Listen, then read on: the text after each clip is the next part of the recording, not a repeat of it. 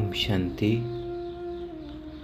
आज हम प्यारे बाबा की 10th में 1972 की मुरली रिवाइज करेंगे, जिसका टाइटल है स्वमान में रहने से फरमान की पालना। तो इस मुरली में बाबा देख रहे हैं कि बच्चे पुरुषार्थ में चलते चलते जब एक छोटी सी गलती कर देते हैं ना, तो फिर उनके अंदर कमजोरियां आ जाती हैं। एक गलती से अनेक गलतियां हो जाती है और जो पुरुषार्थ में फिर सफलता नहीं मिलती है, रिजल्ट नहीं निकलते हैं, फिर दिल शिकस्त हो जाते हैं। तो उसको बाबा ने पॉइंट आउट कराया है और उसका निवारण की विधि भी बाबा ने बताया है। और इस मुरली में बाबा ने विशेष शो के ऊपर अटेंशन देने की बात को अंडरलाइन कराए हैं। साथ साथ बाबा एक बहुत इम्पोर्टेंट पॉइंट कहे हैं कि खुशी की झलक जैसे दिखाई देती है ना बच्चों में, इससे शक्ति की भी झलक दिखाई देनी चाहिए। बाबा कहें बच्चे भोलापन तो अच्छा है, लेकिन कहाँ कहाँ भोलापन भी भारी नुकसान कर देता है, उसके बारे में भी बाबा ने सावधान कराए हैं। और अपनी श्रेष्ठ स्मृति से कैसे वृत्ति को और वायुमंडल को पावरफुल बनाना है, उसके बारे में भी बाबा ने कहे हैं।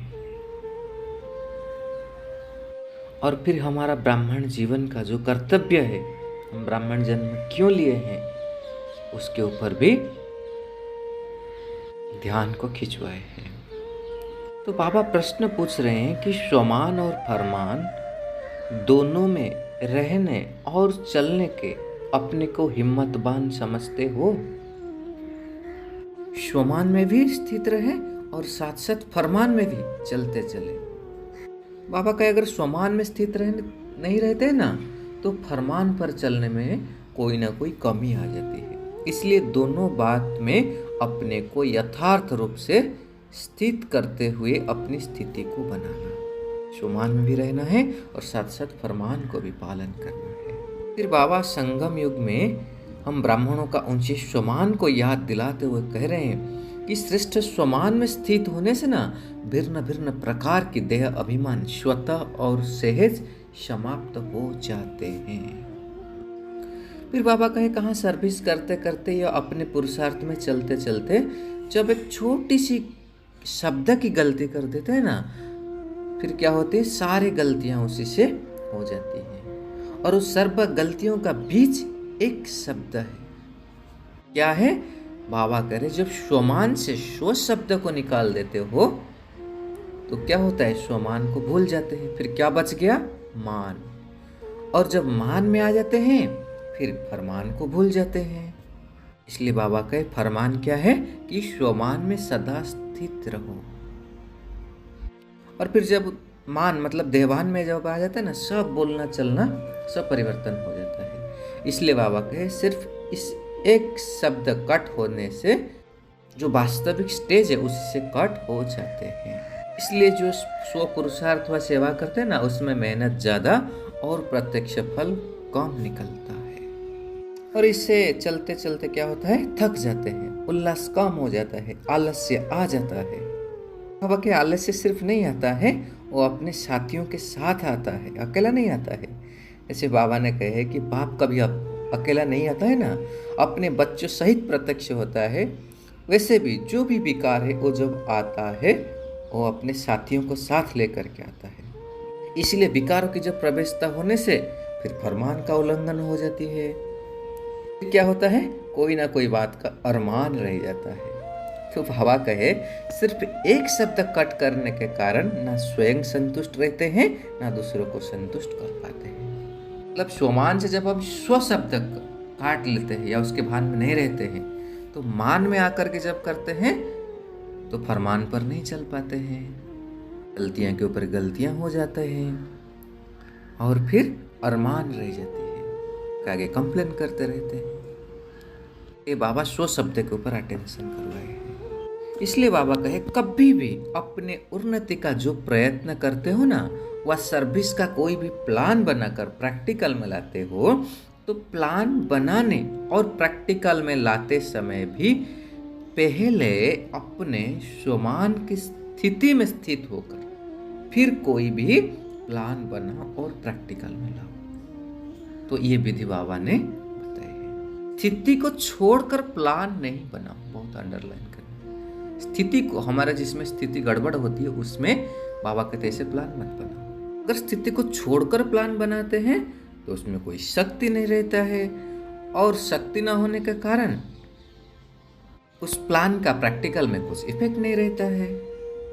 इसलिए बाबा कहे आगे, सर्विस तो खूब करते हो, विस्तार तो बहुत कर लेते हो, लेकिन बीजरूप अवस्था को छोड़ देते हो ना। काफी बार विस्तार में आते आते सार को छोड़ देते हो।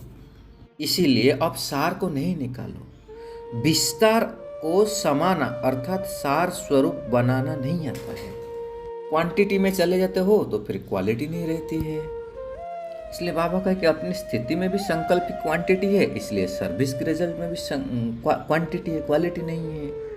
फिर बाबा एग्जाम्पल दिए, जैसे झाड़ जब विस्तार को पाता है जब उसकी बीज पावरफुल होता है, ऐसे ही क्वांटिटी के बीच में एक भी अगर क्वालिटी वाला है तो विस्तार में बीज रूप के समान है। इसलिए बाबा पूछे कि क्वालिटी सर्विस करते हो? जब दूसरे के प्रति जास्ती अटेंशन देते हो तो अपने अंदर जो टेंशन चलता है ना, उनको नहीं देखते हो। ये भी हमें सोचने का बात है।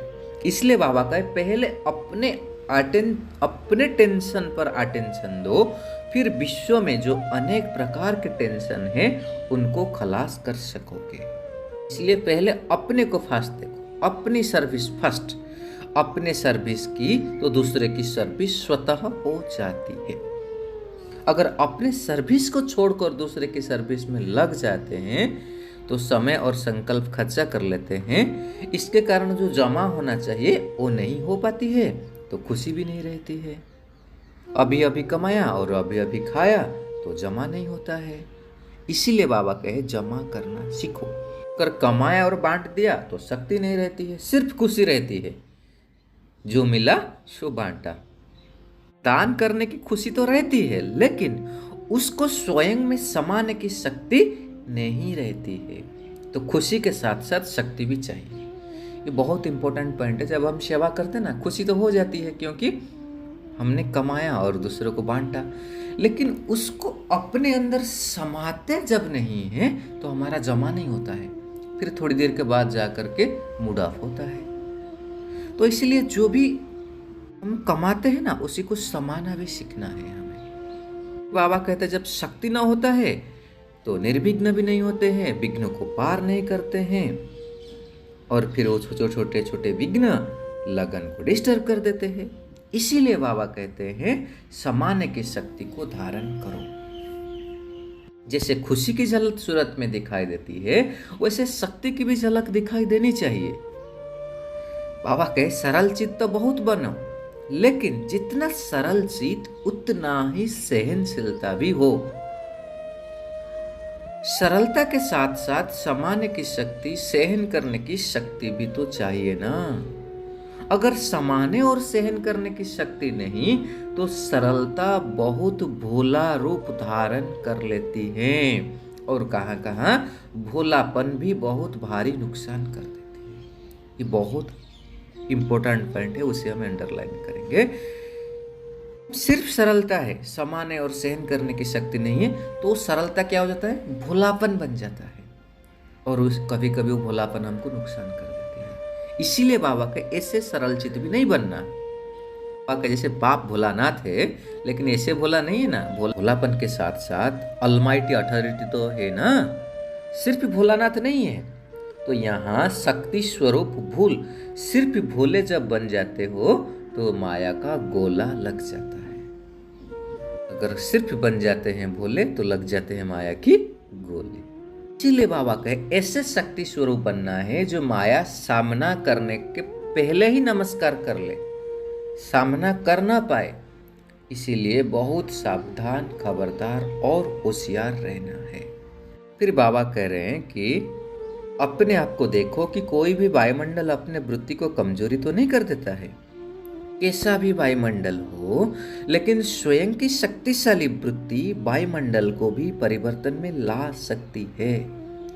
अगर वायुमंडल के ऊपर अगर वायुमंडल का वृत्ति के ऊपर असर आता है तो यह भी भोलापन है। बाबा की भोलापन की डेफिनेशन हम कहते हैं ना, परिस्थिति ऐसा थी, वायुमंडल ऐसा थी, तो हमारे ऊपर वो जब हावी हो जाते बाबा, इसी को भी भोलापन कहते हैं। इसलिए ऐसे नहीं सोचना कि मैं तो ठीक हूँ लेकिन वायुमंडल का असर आ गया, नहीं, कैसा भी विकारी वायुमंडल हो लेकिन स्वयं की वृत्ति निर्विकारी होना ही चाहिए।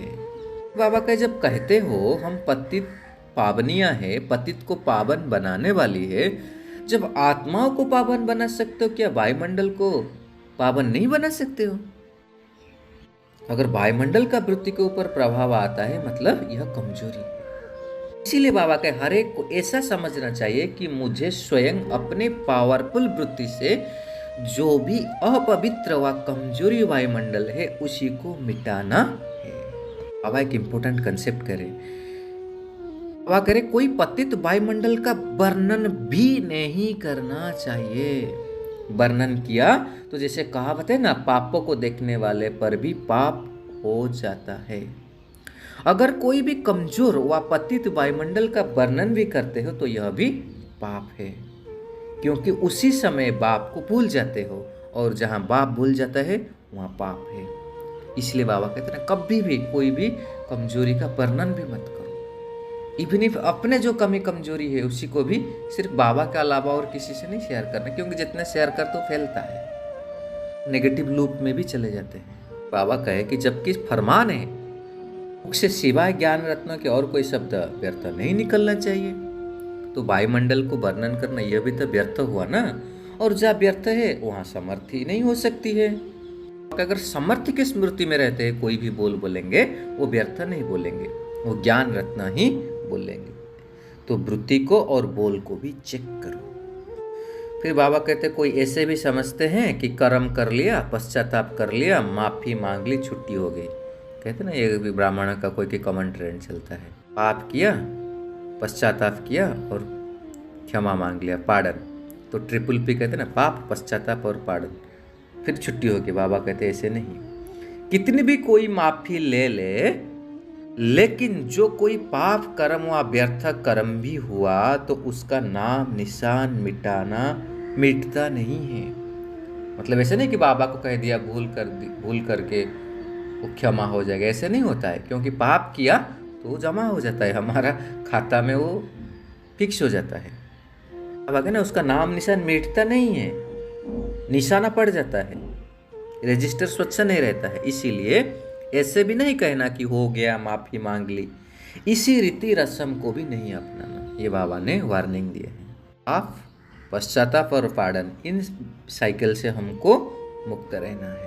बाबा कहे कदम कदम पर सावधान रहो, खुशी के साथ साथ शक्तियों को भी साथ रखना। विशेषताओं के साथ साथ अगर कमजोरी होती है ना, तो एक कमजोरी अनेक विशेषताओं को समाप्त कर देती है। ये भी हमें अंडरलाइन करना है। बहुत विशेषता है, अगर छोटी सी कमजोरी है तो सारे विशेषताओं को भी खत्म कर देती है। इसलिए बाबा कहे अपने कमजोरियों को समाप्त कर दो। एक पॉइंट के ऊपर बाबा अटेंशन खिंचवा रहे कि सर्विस के बीच में अगर डिसर्विस हो जाती है ना, तो डिसर्विस प्रत्यक्ष हो जाती है। जैसे बाबा कहे कितना भी अमृत हो, एक बूंद अगर विष पड़ता है ना तो सारे अमृत विष बन जाता है। इसीलिए कितने भी सर्विस करो, लेकिन छोटी सी गलती अगर की, डिसर्विस की, तो उसके कारण सारे सर्विस समाप्त हो जाती है। इसीलिए बहुत अटेंशन रखो अपने ऊपर भी, अपने सर्विस के ऊपर भी। इसलिए बाबा के पहले करना है फिर कहना है, पंडित नहीं बनना है हमको। कहना सहज होता है लेकिन करने में मेहनत है, इसलिए पहले करो। क्वालिटी को देखो सर्विस की, वृत्ति और वायुमंडल को पावरफुल बनाओ। बाबा करे अपने ब्राह्मण जन्म क्यों है? बनने और बनाने के लिए है, सिर्फ बनने के लिए नहीं। बहुत इंपॉर्टेंट पॉइंट, ब्राह्मण जीवन है, हम स्वयं भी बनेंगे, साथ साथ दूसरों को भी बनाएंगे। ब्राह्मण जीवन है पढ़ने और पढ़ाने के लिए, क्योंकि विश्व कल्याणकारी हो ना। तो जैसे बाप कल्याणकारी है, साथ में हम बच्चे भी मददगार हैं। इसलिए बाबा के अभी यह नहीं सोचना कि मेरी वृत्ति तो ठीक है, ये वायुमंडल ने ऐसे कर दिया। अगर अपनी वृत्ति ठीक है और उसका वायुमंडल पर असर नहीं होता है तो गोया वृत्ति पावरफुल नहीं है। पावरफुल चीज का प्रभाव आसपास पर तो जरूर पड़ता है ना, छिप तो नहीं सकता है। तो अपनी वृत्ति को भी परखने के लिए यह चेक करो कि वृत्ति का वायुमंडल पर असर क्या है। तो इसे भी हम होमवर्क की तरफ ले सकते हैं। जब हम ऐसे कोई वातावरण में, वायुमंडल में जाते हैं ना, जाना तो पड़ता है कभी कभी, तो उसमें हम अपनी स्थिति को इतना पावरफुल बना के जाएंगे तो फील करेंगे मेरे जाने से उस वायुमंडल में कुछ फर्क आता है, या हम भी उनके वायुमंडल में, उनके संग में रंग जाते हैं। चेक करेंगे। बाबा का वायुमंडल अगर और दिखाई देता है तो समझना चाहिए अपनी वृत्ति में भी कमजोरी है और उस कमजोरी को मिटाना चाहिए। लास्ट में बाबा करे, साज बजाने में बड़ी होशियार हो गए, लेकिन साज में जाने से राज से खिसक जाते हो। साज में जाते जाते राज को भूल जाते हैं। बनना है हमको राजयुक्त, लेकिन बन गए हैं साजयुक्त। तो साज और राज दोनों ही साथ साथ समान होनी चाहिए। अगर एक बात ज्यादा फोर्स में है और दूसरी बात गुप्त है तो रिजल्ट भी गुप्त रह जाती है। साज बजाने में तो सभी होशियार हो गए, लेकिन राजयुक्त भी तो बनना है ना। तो इसीलिए बाबा कहे अब राजयुक्त बनो, योगयुक्त बनो। अच्छा, ऐसे राजयुक्त और योगयुक्त युक्त युक्त चलने वालों को नमस्ते। हमें भी ऐसे बनाने वाले बाप दादा को याद प्यार और नमस्ते। शुक्रिया बाबा, शुक्रिया।